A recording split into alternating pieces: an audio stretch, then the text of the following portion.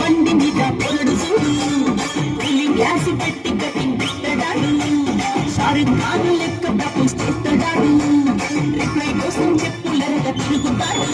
అని అంతిమ రమ్మంటాడు ఒక్కసారి పడితే నన్న చెయ్యడు అంతిమ